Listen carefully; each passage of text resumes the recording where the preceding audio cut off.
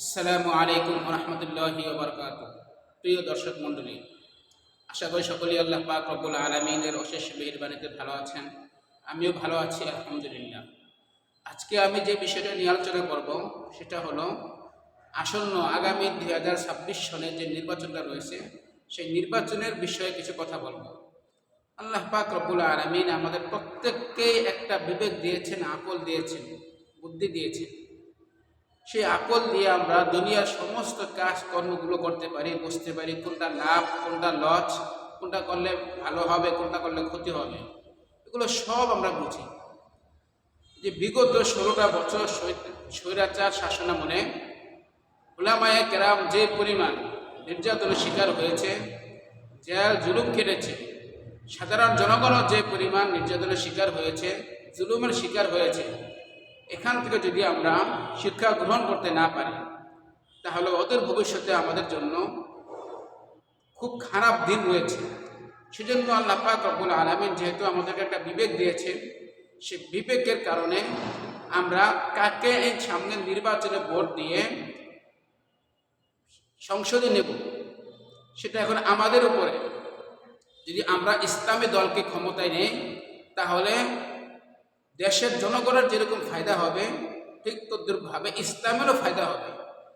কারণ ইসলামিক লোকগুলো যখন সংসদে যাবে তখন তারা অনইসলামিক কোনো আইন তারা পাশ করবে না, খারাপ কোনো কাজের আইন তারা পাশ করবে না, তারা চাঁদাবাজি করবে না, টেন্ডারবাজি করবে না, জুলুম নির্যাতন করবে না, তারা মানুষের টাকা মেরে খাবে না, মানুষের জমি মেরে খাবে না, ঘুষ খাবে না, সুদ খাবে না। আর যদি আপনি সেকুলার কোনো দলকে ক্ষমতায় নেন, ক্ষমতায় বসান, তাহলে সে দল ক্ষমতায় বসেই মানুষের প্রতি, সাধারণ মানুষের প্রতি, সাধারণ জনগণের প্রতি সে জুলুম করবে, টেন্ডারবাজি করবে, চাঁদা নেবে। আপনি একটা বাড়িঘর তৈরি করবেন, সেখানেও সে চাঁদা তুলবে, সেখানেও সে চাঁদা দাবি করবে।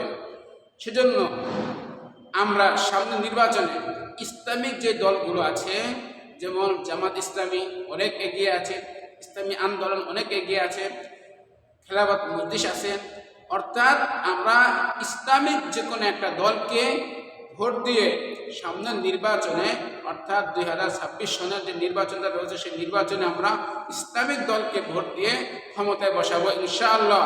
যখন তারা সংসদে যাবে তখন আমাদের জন্য অনেক উপকার হবে এবং আমাদের জন্য অনেক ফায়দা হবে।